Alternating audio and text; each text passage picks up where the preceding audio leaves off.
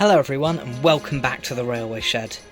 Today we're finally back down the shed and taking a look at two new engines that I've got for my upcoming new layout.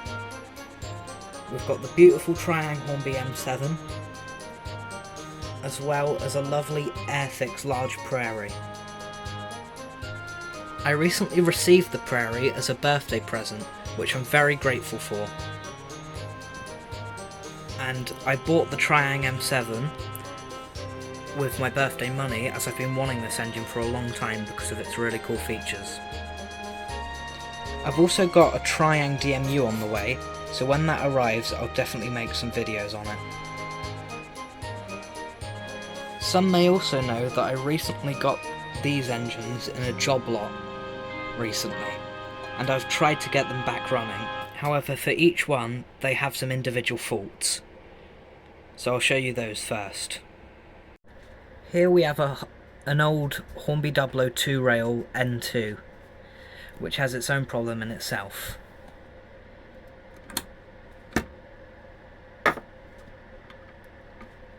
If we look under the body plate and get a closer look at the engine while it tries running, we can see that its motor isn't strong enough to pull itself along on its own, and how it seems to be jumping.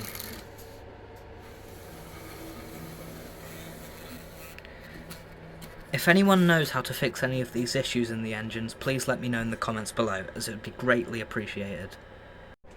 For the old Triang Genty, it seems that it's a very inconsistent runner and has something wrong with its power systems.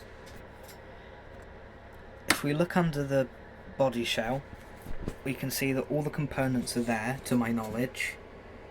Originally this screw holding in the motor was missing, so I found a replacement to screw that back in.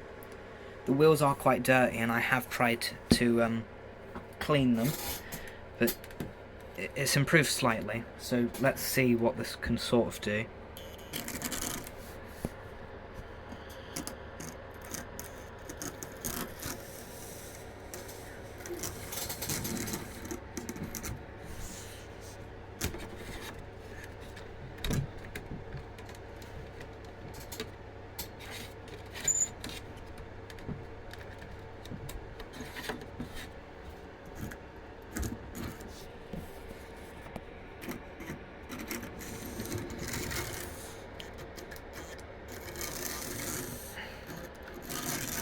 So yes, very patchy indeed. For this Hornby 002 Rail R1, the main problem that I can see with the model at least is that it's missing some sort of component on the motor. We can see that the wheels move more than they probably should, and this pulls the motor back and forth. I believe there should be some sort of component there, so if anybody knows, let me know and I'll try to repair it. But let's get back on track and focus on the stars of the show. Let's first focus on the Triang Hornby M7. The M7s were in production in the Hornby Triang range for over 40 years, being discontinued about 1987 to 88. The earlier locomotives were in a lovely BR black, while the later ones were in a southern green, or olive should I say.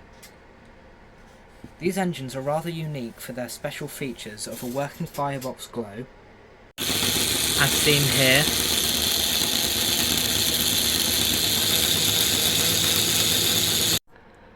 as well as it being one of the first widely produced locomotives to have an opening smoke box with detail inside, which I'll demonstrate now.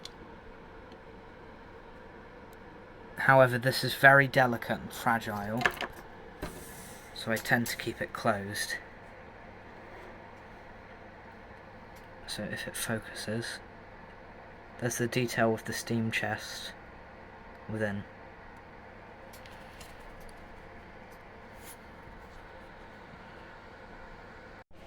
But other than that, let's take a look at this locomotive's detail. The locomotive is fitted out in a lovely late British Railways crest, carrying the number 30027.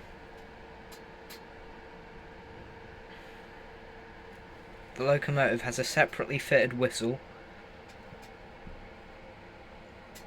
and of course the whole firebox thing previously mentioned. It has moulded couplings, as well as a coupling either side. I don't know if this was an addition of the previous owner or not, but this looks to be some fake coal, so I don't have the original. We've got lamp brackets on the back, and as we can see, some of the decals on the late British Railways crest are a bit washed out, which doesn't really bother me. Underneath we can see the wheels are pretty clean, as well as it having additional pickups on its two trailing wheels.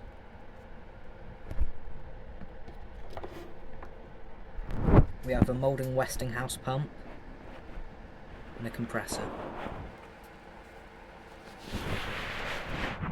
So now we've checked this locomotive in terms of detail, let's see its performance on my temporary track.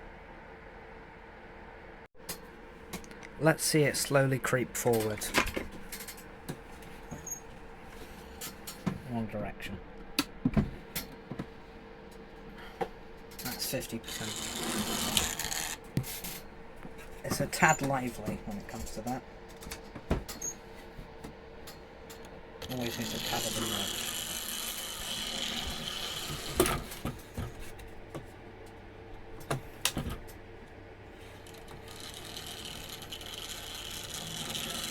It is smooth though, so I can give it that.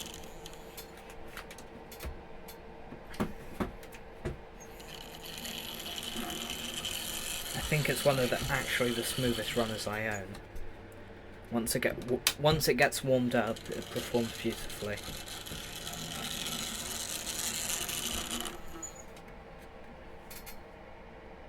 But now let's take a look at the Airfix Large Prairie. From my understanding, the Airfix Large Prairies were produced within the 1970s, this one being from about 1975. When Airfix stopped producing model railway items, or before that I believe they renamed themselves to Great Model Railways, GMR for short. This is one of the few engines they had in their range that were ready to run, as they mostly supplied kits for wagons and buildings and such. Let's take a closer look at the engine's detail. From the front we can see that it has a gas lamp fitted, as well as the two bars connecting it to the running plate.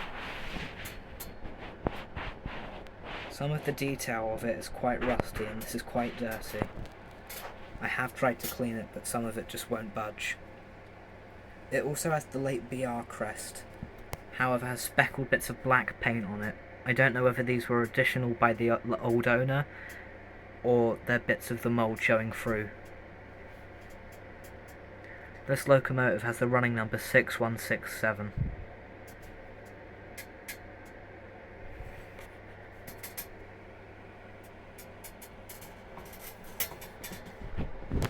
It has a copper chimney, which is a nice feature,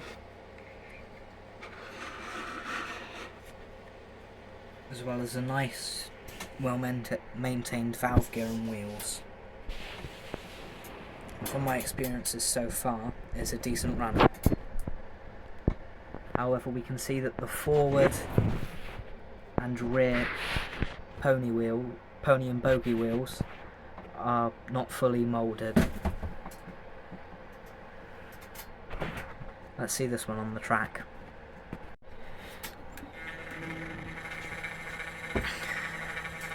This is the crawl I can get out of it, but you can see it makes quite the racket.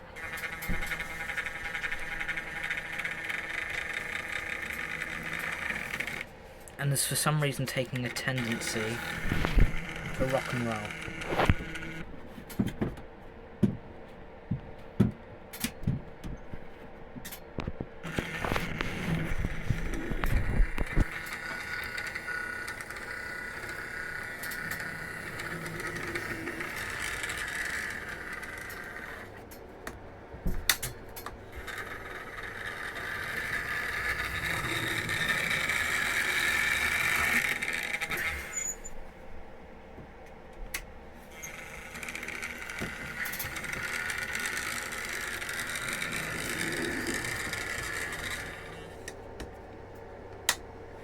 Back forward once more.